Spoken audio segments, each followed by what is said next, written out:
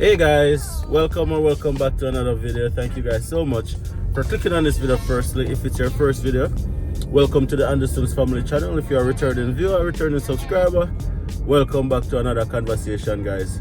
I want to answer a question that I've been getting a whole lot.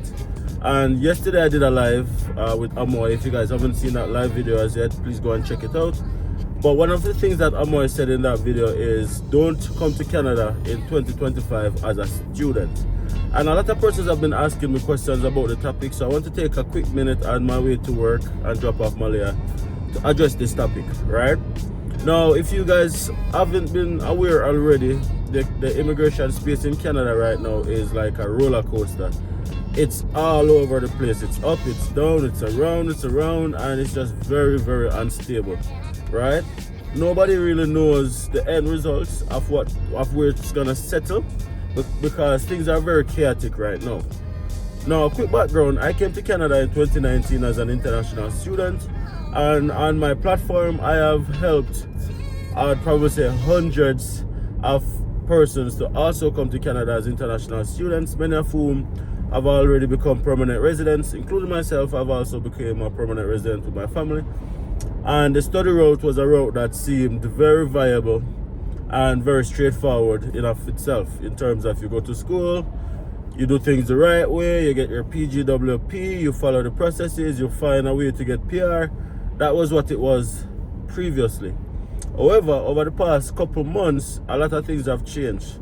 A lot of things have changed in terms of the PGWP requirement, the fact that you can't take your family unless you're doing certain level of studies, the cost that you need to, the amount of money that you need to show that you have in order to study in Canada.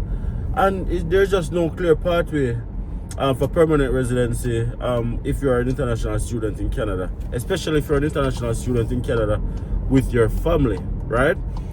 And that has caused a lot of doubts in people's mind, like, should I still study in Canada or should I be looking to study somewhere else, and so forth, so on. Now, here's the truth of the matter, in my own opinion. Now, of course, guys, if you guys are new here, I am not an immigration consultant, lawyer, affiliate, and hold on.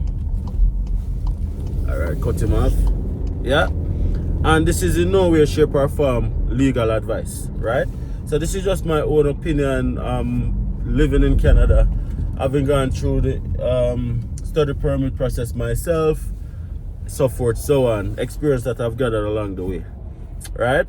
In everything you have exception as well, so I'm not saying that what I'm saying is rule or law and whatever, so I don't want anybody to comment and say that they don't apply to them or really the other.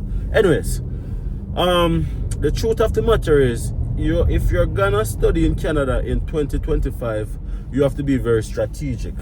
No longer can you just do a one-year certificate in business administration or business certificate and get permanent residency. That's not how immigration is set up right now.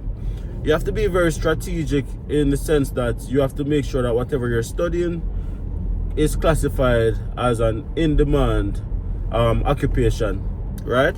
And you can find those in-demand occupation anywhere on the internet, really. Just off the top of my head, I can give you a few. Anything in healthcare, early childhood education, skilled trade, so anything in construction, plumbing, electrical, any skilled trade really, welding, agriculture. So anything in these categories is really considered to be in-demand occupation, right? And there's a lot of provision made to encourage persons to study in the in-demand occupation. Like, for example, you have a lot of provincial nomination programs that's centered around persons who studied in healthcare, early childhood education, skilled trade, etc. Even the express entry pathway is really and truly gearing more towards those in-demand fields.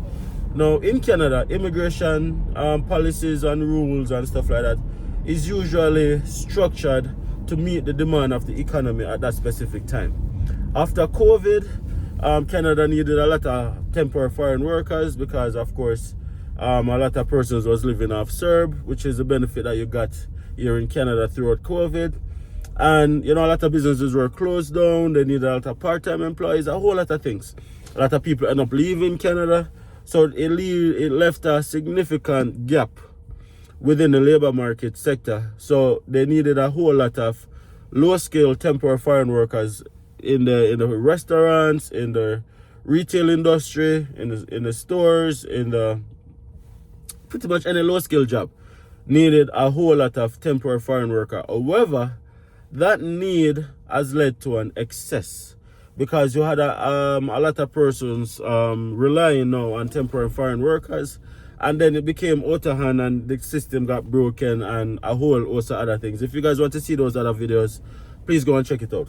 So now immigration has tightened up a whole lot and is focusing on what the economy needs at this time, which is high skilled workers in demand field, right? So if you're gonna be studying in Canada, please make sure that you are looking to study in what is considered an in-demand occupation, and that pretty much all but keep you on the same path of permanent residency. Because what a lot of persons don't know is that even though you have to do a certain level of studies in order to take your family with you, if you're doing an in-demand field, then the possibility exists that you might still be able to take your family with you as well. So you just have to be strategic. The other thing I'd advise you to do is also make sure that you are going to a city or a town or a province that need people. Because sad to say still that even though Canada is very underpopulated, there's only 40 million people in Canada on paper, but it's the second largest country by landmass. But what happens is a lot of people go and they settle in the more populated places. A couple years ago when I was just coming to Canada and I was coming to Alberta, Alberta wasn't such an in-demand province because people complain a lot, oh, it's cold and yada yada and all of these things. However, right now, Alberta is one of the most in-demand province because people are leaving from in Canada to Alberta and people are from outside of Canada is coming to Alberta. So at this moment in time, I wouldn't even suggest that you look at Alberta as an in-demand province unless you're going to come and live in one of the country areas or rural areas as they are called, right? No longer can you say, oh, I don't want to go and live in a rural area, I want to go and live in an urban area, and if I migrate, I'm not going to go and live. No longer can you say that. At this moment in time, you have to choose to go where you are needed. You have to choose to go where you are wanted most, right? Those decisions will definitely aid in the overall success of your immigration journey, of your whole immigration story. It can actually make or break your success of becoming a permanent resident and ultimately becoming a citizen and taking your family with you to Canada. A lot of these rural communities in Alberta and other parts of Canada have streams that's specific for attracting people to these rural communities because everybody and their dog want to go and live in the populated areas. Yeah, are you gonna choose let me call it comfort or hype over stability and a hope of a better future? What is it that you want for yourself and your family? And then let that guide your decision, right? If you're coming to Canada for just flex and just, yo, I made it to Canada, this is not the time to come to Canada because things are very tough right now from an immigration perspective. So you have to really want it right now in order to be successful. Right now in this immigration climate, you have to really and truly want it in order to be successful because it's not easy right now. So if you're gonna make the sacrifice that is required to transition to Canada, you have to really want it. And if you really want it, you have to do what's best for yourself and for your family. So I mentioned the fact that you have to do an in-demand field of study. You have to choose your location where you're going very wisely. And the third thing that you have to do is to start making those connections. That's going to be vital throughout your journey. Download LinkedIn. I speak about it a whole lot on my channel, but that's the best way to start making those community connections, right? That should be your best social media if you're an immigrant in Canada, because people have what is called a hero complex, right? Now, the hero complex is really something that everybody has, and it is something that people want to feel like they are making a difference in somebody's life. that they are helping somebody along their journey. Everybody have that. It's called an hero complex. So if you can meet the right person and share your situation and share the value of their help in your life, trust me, you will get help. Closed mouth don't get fed. Closed mouth don't get fed, right? And bear in mind that everybody has an hero complex, so they want to help you. I'll pause right here and I'll go and I'll drop off this little one and I'll come right back. Stick and stay. Yeah guys, I'm back. At this moment in the video guys, I'm gonna ask you guys to take a quick second and hit that like button for me, please. If you guys are this far in the video and you're getting any form of value from this video, please, the easiest way to let me know is by hitting that like button and subscribing to the channel. So if you haven't already subscribed, please take a second, hit that subscribe button, because that's what you get on this channel. Everything immigration, everything life in Canada, everything life in Grand Prairie, Alberta, right, from my own family perspective. So if you guys want to be a part of more of these conversations, the best way to do that is to subscribe and let me know in the comment section if you guys like these kind of reasoning, right? So I was telling you guys about the importance of networking and building relationships, especially as a new immigrant in Canada, as an international student. As soon as you get off the plane, you want to make sure that you're building out those connections, you're building those relationships as quickly as possible. Be involved in your community. Be involved in your community and get to know the movers and shakers and introduce yourself, because as I mentioned before, use the hero complex to your advantage.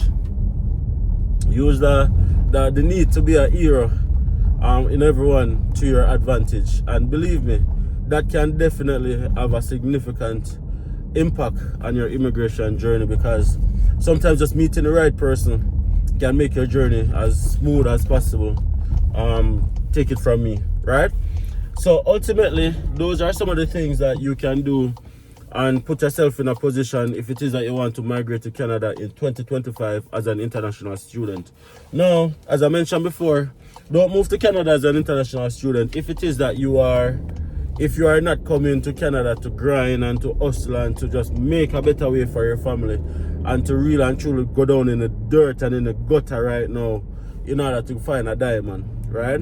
If you're not willing to do that, now is not the best time. If you're looking for an easy life, an easy way to transition, exempt of anxiety and immigration challenges, now is not the best time. But if you can fight, and if you're a soldier and you can fight it out and hold it out, then it is an okay time, because immigration is always changing. That's one. And two, if you make up in your mind that you're gonna win, half the times you're going to win. So there's no such time as a good time or a bad time. It all depends on your mindset. I say this all the time: 99% mindset, 1% finance. That determines your success in any new country, not just in Canada. So your mindset, your overall mindset determines whether you win or you lose. Not the amount of money you come with, not the amount of comfort that you come with. It's all in your mindset. So I say definitely take those things into consideration and let that guide your decision whether or not you want to come to Canada as an international student. Check out some of my other videos, guys. I go a lot more in depth in some of these topics that I rushed over in this video. So if you want to have a more in-depth conversation, go and check out some of my older videos where I speak about like the changes in immigration, what does it mean, and all of those fun stuff. Our channel has passed 1,000 videos recently. Can you guys believe that? You have seen me in over 1,000 videos on this channel. That's even crazy to think about. And cheers to 1,000 more. We're looking forward to the future, right? Growth we're dealing with. So if you guys want to help us grow, please subscribe to our channel. You will be making a difference in our lives. To speak about the hero complex, so you doing that makes a difference in our life by just hitting that like button and subscribing to our channel, right? I'll leave you guys with that, and thank you guys so much for watching, and I will most definitely see you guys in the next video. Peace.